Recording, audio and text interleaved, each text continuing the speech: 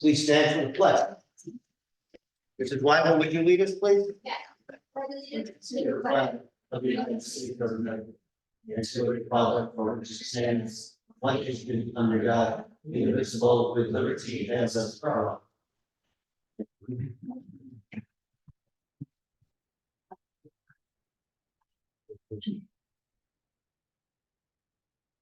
I'll turn it right over to you, Mr. Snake. Sure. Okay, we are going to start with the budget presentation. And we've got to request it because Charlie had done this so many times, they want to hear a different voice and see a different face, so I will be presenting the budget details tonight. So I'll direct you after the board, if you would like to look into proper getting it out for the seat, so we can see a screen. That will be great. So we don't have a huge crowd tonight, but for the hundreds, maybe thousands that are at home watching, this one's for you. So this is our mission, just to remind everyone, because every time we make decisions, especially budget, we have to go back to why we're here, and that's to, prepare our students for the world that they will encounter upon graduation. As you see here, this is our list of current board members and our school administrator. All right, at the high school, this is just a list of some of the, well, you can see advanced placement courses. So we offer 20 AP courses, 20 dual credit courses and 7 AP courses through our high school, in addition to all the other strong partnership with our local colleges. So a lot of opportunities for students at the high school level. In the elementary and middle school, I'm sure you've all heard of the 3 through 8 testing that students have to engage in every year.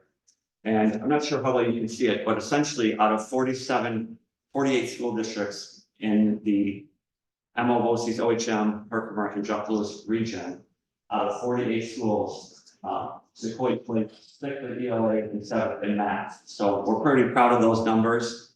And if you look at the schools that score higher than us, traditionally those schools are in much wealthier areas than we are. So we like to think that we do very well with what we have. On that note, talking about doing a lot of what little we have, you can see the per pupil expenditure from 34 different schools in the OHM region. And if you can see over to the right, number 33, that amount circled in red, 18,591, that is Sequoia. So out of 34 schools in the Odina-Herkimer-Madison region, we are second from the bottom in per pupil expenditure. So to go back to our results, we're 6th and 7th in math and ELA results, and we're second from the bottom in spending. So as I said, we like to think we do a lot with what little we have.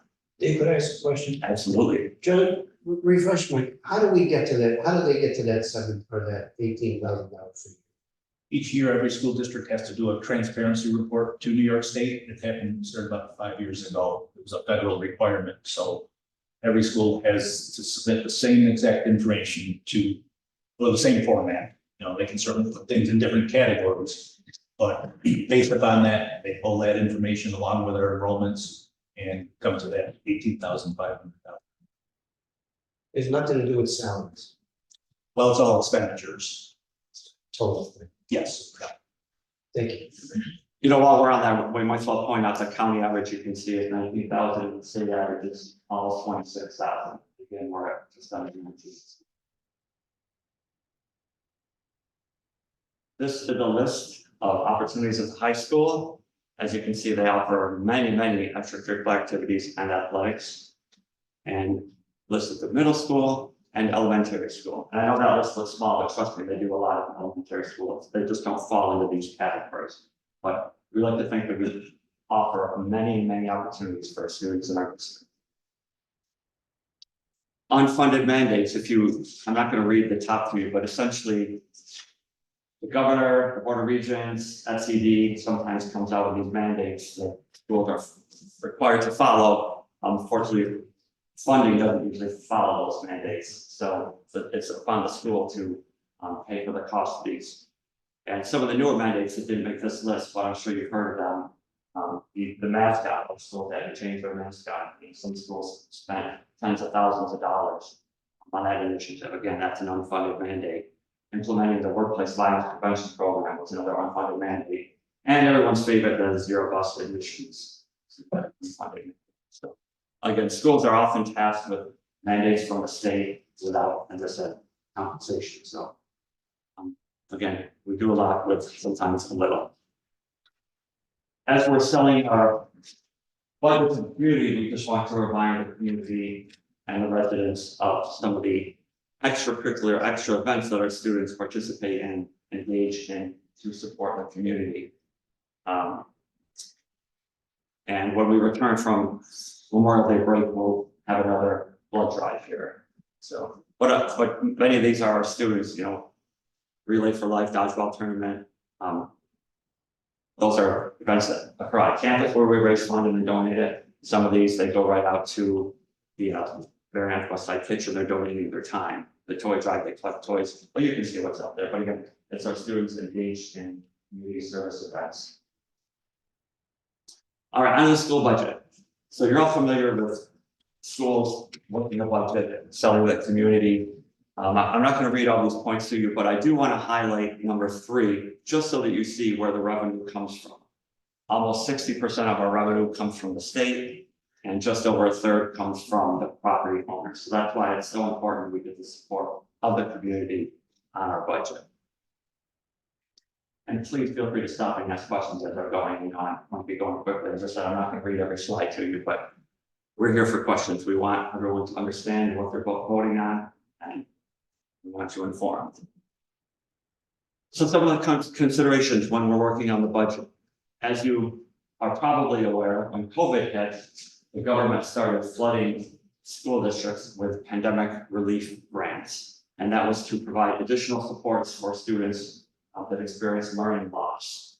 And during this time, the school hired Title I reading teachers, math teachers, an elementary school counselor, just again to provide supports, especially for those students that really needed it the most. But those pandemic relief grants are ending this summer. So in order to maintain those positions, which we feel are still important to the success of our students, we are proposing the tax levy increase of 5.5%. Again, it's specifically to help those positions, but as you'll see, we have other short budget gaps. And that's because, as you're aware too, when the governor's final budget came out, she froze state aid. So let me go to this slide here. As you see, every year we anticipate we receive a 3% increase in our foundation aid from the state. But with the governor's new budget, you'll see the red line. Our foundation aid remained flat, so we didn't get that 3%. So it's about a $283,000 gap of what we expected. So now we have that gap on top of the ending of the pandemic relief funding. Couple other considerations. You see the first bullet there. In order to balance the budget, we use the fund balance. I'll get to what that entails in a couple minutes, but we'll be anticipating using more of our fund balance this year to help balance the budget. And then you can see our contractual costs. Everything's going up. If you own a home, if you shop for groceries, if you drive a car, you know that the cost of everything has gone up over the last few years. And that's the same with the school district. But again, if our funding from the state remains the same, but our costs increase, we have gaps. And this slide here shows the increase of the tax levy. Again, it discusses the 3 positions that we're hoping to maintain: the reading, math, and the elementary school counselor positions that were initially supported by the pandemic funding.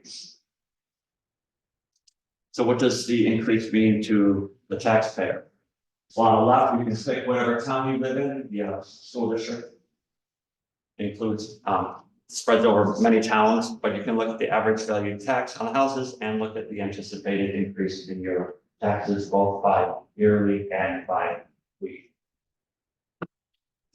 Again, these are just average estimates. So this slide, so in 2011, right about the break between the two charts there, two segments of the chart, the state came out with a gap elimination adjustment, where essentially the states lowered the funding that they gave to schools in order to help balance the state's budget. At this time too, they delivered a tax cap amount of about 2% to the school district. So essentially they handcuffed schools and made us start spending or raising less funds from the community. So the average increase has been 2.45 over the last 10 years because of the limit that the state has put on. Before that, however, before the state imposed this tax limit, you can see that our community was passing school budgets that went up 3, 6, 12% one year. So the increase before the tax cap came was 5.16. So the 5.5% that we're asking for now, 10 years ago, really wasn't out of the norm. In fact, it wasn't.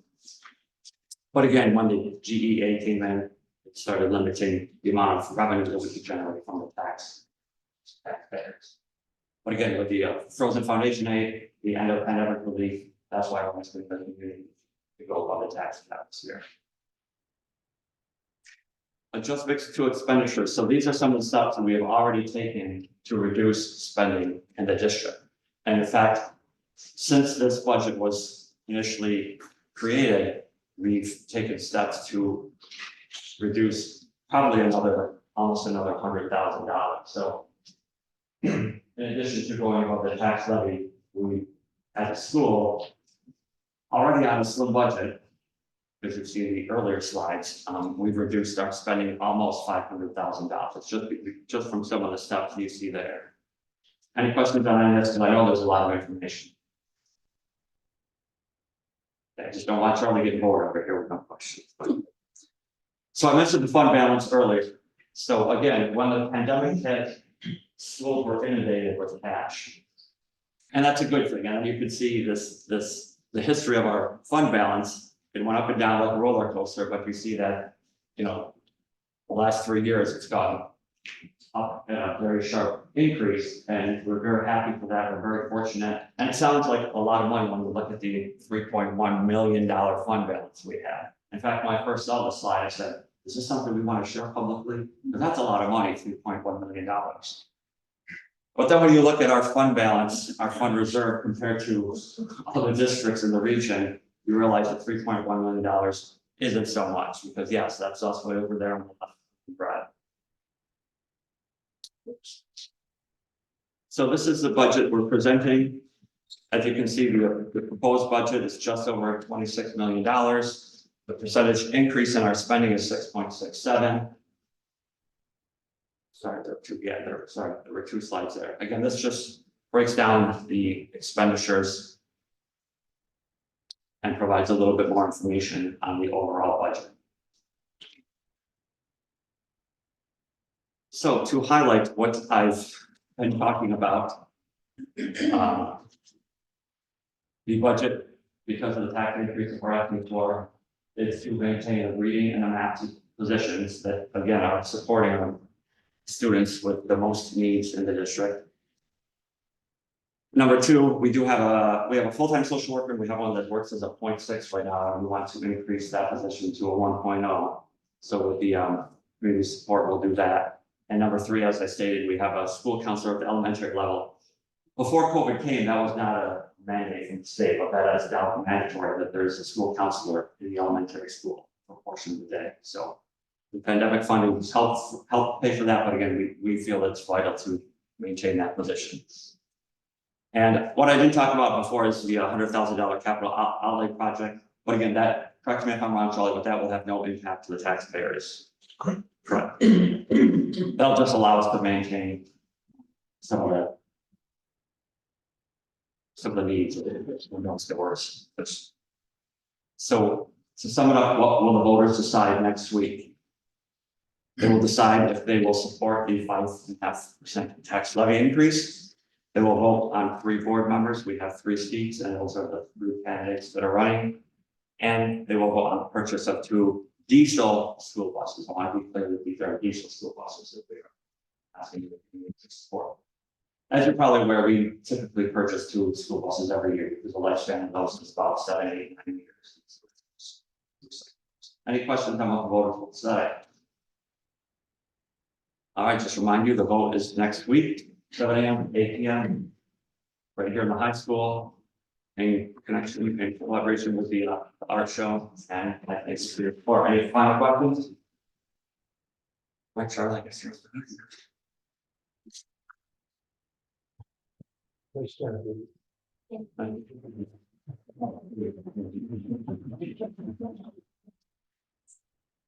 Or want to come back up here? Hard to say that. No questions from the audience.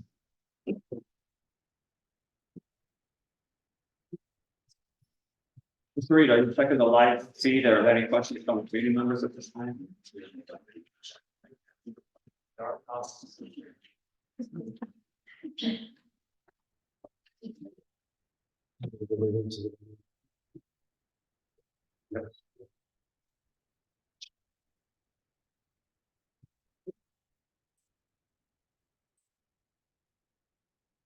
You want me to do it? Oh, okay, I'll do it. Okay. So this time we'll have the board candidates to say a few words and we have them in order. I think they're in alphabetical order. So we'll start with Ron Patelli. Ron could not be here tonight, so he has asked me to say a few words. If you like pina coladas and getting caught in the rain. Sorry, one side. Ronald Patelli has served on the Sequoia Valley School Board since July 2018. He resides in Sequoia with his wife, Christine, their daughter, Angela, and his son, Evan. Ron holds a Bachelor of Science degree in Business Administration from SUNY New York at Utica, Rome, and currently works at the Mohawk Valley Health System as a retirement plan administrator. Ron is seeking re-election to continue working with school board colleagues to advocate for all students in the district to have the opportunity to get a quality education. He feels a solid education gives them skills they need to keep learning throughout their lives. As a graduate himself of the district, and having a child that currently attends Sequoia Valley School District and one they graduated, Ron is grateful for the quality of education that he and his family have received. And lastly, Ron would like to add that he hopes everyone in the community comes out to vote next week. At this time, I'll ask Mr. Makuza to stand and deliver. All right. Good evening, everyone. It's great to see you. I think I know pretty much everyone in the audience, so you know who I am. So I decided to run for school board probably about 3 months ago. I've been thinking about it for a long time. I'm from Sequoia, obviously. I grew up here. I graduated in '94 from Sequoia. I have 3 kids. One of them is still in high school. The other 2 graduated. I have one daughter left, and she's a sophomore. But really, my reason is one of them is the fact that this room is empty. It's pretty disappointing, honestly, that nobody has an I shouldn't say no, and very few people have interest in what's going on here. So that's the first reason is what can I do to help impact that? And I don't have the answers at this moment, but I have different ideas. I'm involved with the Sequoia Optimists as well, and we have the same struggles. We do a lot for the community. We run youth basketball for Sequoia, and it's the same people doing things day in and day out without any volunteers. You guys know the story. So I want to have an impact on that. The other thing I think I can offer is I've been in the business world for over 25 years now, working for Verizon and various companies inside of the business. I've been in various leadership positions there too, managing people. I think I can provide insight to the board and help with that. And I've also been working with government, which is not fun, but you guys know the story. The company that I work for now, that's what we do with these self-government. So I understand New York State. I'm in Albany working with the agencies on different things deeply. I understand how funding works. I understand SEP, K-12, BOCES, all that fun stuff. So I think I can be an asset with that. And I guess lastly, just making sure that we have programs, which we have. I know we have a ton of programs here for the students, but all walks of life in regards to what the kids want to do. I mean, there's obviously those that, have inspirations to go to college, but we know the story of blue collar and how we need that. And are we supporting everyone in the school, all the students, and just making sure that we have programs and different things for that. But I think that's it. Thank you very much. Yeah, thank you guys. Thank you. Any questions from you? Mike, we welcome your input. Yes. And we're honored that. Yeah, thank you. All right, and finally, Mr. Michael Sacco. Hey, friends, I'm one of the few people not from Silver. I'm from Utica Public Schools, SUNY schools. This is seeking my second term. It's been interesting because sitting there, I thought I would know everything that everyone did, and I don't really know anything about anything that anyone does. I've learned a lot. I think the relationships have been great. I've learned to work with people I don't know and get to know and disagree on a lot, and actually come to the conclusion that we do agree on a lot of them. An accomplishment of mine, I think, is Miss Fabby will tell you, I was not big on the Red Hawks at all. I was all about supporting Indians. I was calling the nation. I spoke to the nation. I spoke to the county executive. And as the doors continued to get closed and some of my hypomania came down with it, I embraced the mascot and the logo thing. And it was amazing how people came together and we got that done, and the impact the kids had and a lot of the community players, so to speak. I'd like to continue to try to do more good stuff. Hot and heavy on the junior ROTC. I think we can work that out.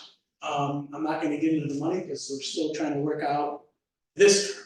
But I vote for me and hopefully I can come back and we can get after it, and good luck to you, sir. That's all I got.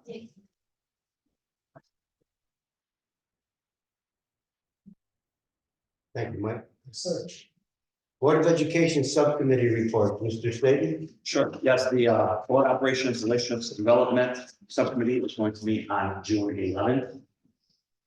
And the Technology Subcommittee met on May 1st, and I'll just give you some quick highlights of that meeting. So one of the instructional technology coaches was Melissa Leone, and she discussed how they meet monthly to best determine the needs of the district and how they best can support staff using technology. And this summer, they'll be meeting to identify needs for the superintendent's conference days in September. Laura Hoffman explained all the work that she undertook to initiate the new website, and that was a lot of work. At this point, she wants to help some of the community partners that have a website or that are on our website to help bolster their web pages so that they can broadcast what they're doing a little bit more strongly than they currently do. Keith Kempney, our IT director, discussed the smart bond funds that are currently being used for technology training, software, and support. He detailed the IP phones, the internet protocol phones that are being installed this summer. And he discussed the artificial intelligence software that is emerging. So we just need to be aware that that's probably where some of our new training and support will be directed. And then Joe Corletta, who's also in the audience, detailed he's creating a technology showcase whereby students can demonstrate some of the work and efforts that they have conducted this school year. And this will probably be a video that we can put online to showcase throughout the community. This class would also participate each spring in a technology showcase competition at NBCC. And that's an overview of that committee. And then the policy committee met a couple weeks ago, so tonight we'll be approving those policies. And our next meeting for the policy committee is June 4th. And that's it for the subcommittee. Okay, thank you. And superintendent's report? Anything there? Sure, just update a couple sport updates. The golf team defeated New Hartford last night, the girls golf team. Tennis team played Mount Markham in a regional team competition. Unfortunately, we lost, but they're all close games, so it was a fun match to watch. And then tennis sectionals, individual sectionals start next week. I don't know if they're still going on with the CSC track tournament, that was going on. Yeah. Well, the rain thing still going with that. So we'll get the results soon from there. Our baseball team, I think we're up into seeded 4th right now in the division. They've had 3 very close wins the last few nights, so that's been fun to watch. But there, in total, there will be a lot of sectionals and regionals starting in the next week too for all these schools. And that's all I have for the superintendent. Okay. Any outstanding old business? I just wanted to highlight a few upcoming events. I saw a parent square message, but just to vocalize them again, on Friday night, we have the Chicken Out 24 kickball tournament. My understanding is there will be a team from each grade level, as well as a faculty versus students game. So we're excited about that. And there'll be a couple food trucks and some other activities to engage the community. May 21st, obviously, is a school budget vote. We'll have this district art show occurring, as well as the chicken ribbon sale. In fact, I think today's the last day to get your place your sale for chicken ribbons. May 24th through the 28th, we are using a couple unused snow days, so students will have a 5-day school break over Memorial Day. I can't believe we're doing that for students. This board is just way too generous, I think, but good for them. The day we come back, May 29th, as I stated, and Mr. Reed will be a donor at the blood drive and collaborate with the American Red Cross. And then May 31st is a middle school dance. So this isn't really a comp proposal, but Connie stated, if you're watching, will you go to the middle school dance? I'll let you know if you respond. So those are some of the upcoming events between now and the next board meeting. And that is all I have for our whole business. Okay, we'll move on to our new business. I will read 8.1 through 8.23. Correct, Marie? All right, bear with me. 8.1 is looking for the approval of tenure appointment of our business administrator. 8.2 is looking for the approval of a teacher tenure. 8.3 is the approval of teacher tenure. 8.4 is the approval of teacher tenure. 8.5 is the approval of teacher assistant tenure. 8.6 is the approval of guidance counselor tenure. 8.7 is the appointment of a long-term substitute teacher. 8.8 is the approval of a retirement. 8.9 is the approval of a substitute office assistant. 8.10 is the approval of an appointment of a substitute teacher. 8.11 is the appointment of a substitute bus driver. 8.12 is the approval of an internship. 8.13 is the approval of a designated time and place of Board of Education meetings. 8.14 is the approval of a revised review of policies. 8.15 is the approval of a MOA between SV Teachers Association and Sequoia Valley Central School. 8.16 is the approval of cooperative bidding agreement with BOE. 8.17 is the approval of a BOE agreement for rental of one classroom for distance learning purposes. 8.18 is the approval of an agreement with BOE for rental of rooms. 8.19 is the approval of an agreement with BOE for auxiliary services, ancillary services. 8.20 is the approval of the minutes of our April 16, 2024 meeting. 8.21 is a resolution authorizing payment of our bills as approved by our claims auditor. 8.22 is the approval of a committee on special education and committee on preschool special education recommendations. And 8.23 is looking for the approval of the appointment of a substitute laborer. Does anybody have any questions or comments on any of the above? Yeah, I got a couple comments. So we heard a lot of staff members up for tenure. Obviously, we're delighted that Charlie Cowan is getting tenure. But as far as some of the other staff as well, Carly, Nicole, Sarah, Gianna, and Natalie, they've been great additions to the district, and so we're very happy to offer tenure for them. There's a retirement that I think we all knew was coming, so it's very unfortunate, but Phil Richards has been absolutely outstanding in the middle school. And we don't know what Pete Man's gonna do without it. So I don't know either. I know, so fortunately, the board is approving her to come back to the sub because we've got to get him through the summer, but Ms. Richards, it's been a pleasure working with you.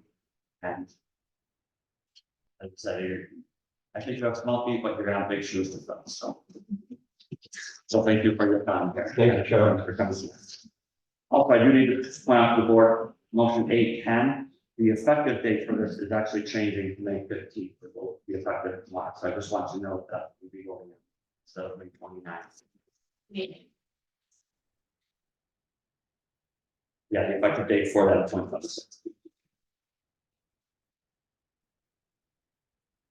Would be like the plan 8:13 with the new time. Location. Sure, so after next week's meeting, which again will start at 6, as part of the public meeting, we have 2 meetings left for this school year, 2 meetings in June. Mhm. And we are proposing to move those up to a 6 o'clock start time, so.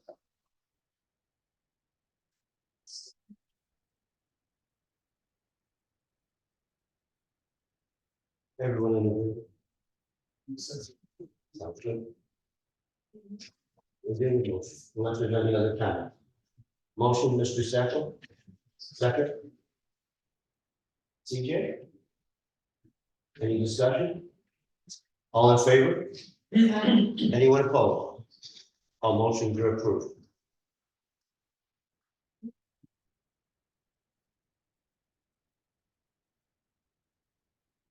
You want me to just read the results of the Clayville election library? You can, and then it has to go through. Okay. Item 9 is the approval of the record results of the Clayville library vote. Proposition 1. There were 82 yes votes, 12 no votes, 1 void ballot. Total people voted 95. Need a motion to approve the results?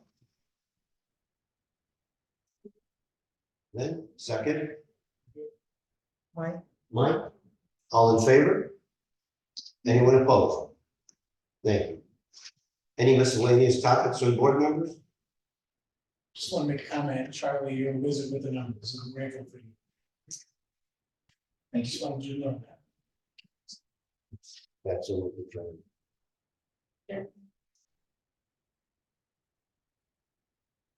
Public to be heard. Yes. I'd also like to Ned? just make a comment about Cheryl Richards. She's been at the middle school since I've been there. Started in 2010. She was lunch monitor aide and data processor position, which is guidance secretary, and all the grades and schedule and everything. You know, just moving into that is a huge learning curve. And she just worked her tail off to learn the position, above and beyond what I dreamed. And when she moved into the office specialist position, my administrative assistant, I cannot say enough about her. Middle school is really going to miss her. She does so much for our school. She's such an important piece of our school. Because, you know, for most people who call the middle school or come to the middle school, she's the first person you talk to probably, and the first person you meet. She's just been wonderful. So it's been an absolute pleasure working with her. Certainly going to. Thank you, Mr. Matt. Anyone else, public? Yes. I just wanted to mention again, I know it's on here a different place, but we switched the location of our show to the high school. So it's in our high school library. So just to mention again, because I know in the original district calendar, it's the elementary school, 5 to 7, but it will be in the high school library. So. Thank you. And thank you for taking the lead on that.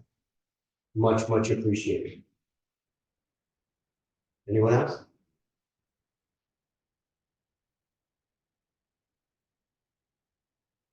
Executive session? No, no problem. Okay, you're right. Everyone had a ticket?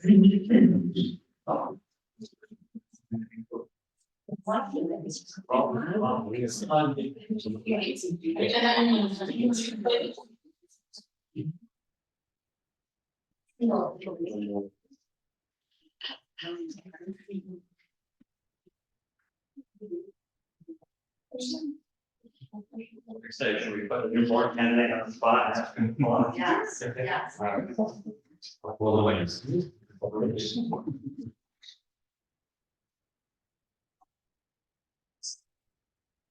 Shut it up. Sure. Mine's in 759. 759. That's if you want. Somebody had. 5759. Students. Colleen? No? Are we sure? Maybe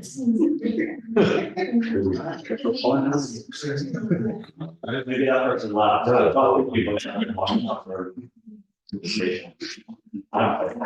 755. We're gonna have. Just like, I know it's best, oh, you're somebody, then. Is it you? Wait, No. you were the first one. Yeah, 759. Be a minute to find my. Wait, I'm 755.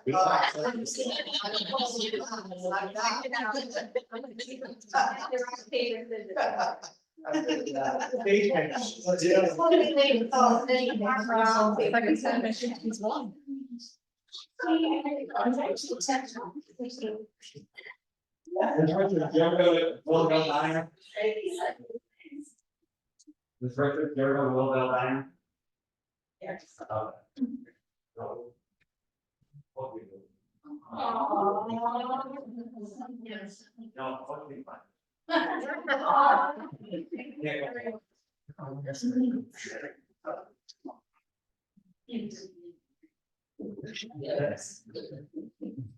Reminder to Board of Education members, if you would submit your evaluations of Mr. State for the past year. We'd like to then be extending this contract at the upcoming meeting in June. If you approve. Great. We're good. Okay, need a motion to adjourn? Mrs. Kenta, yes? Yes, well, Motion to adjourn? oh, yeah. Mrs. I'm Delaney? gonna go stand in. Yeah. All in favor? Hi. We stand adjourned. I have it 6:36, Marie.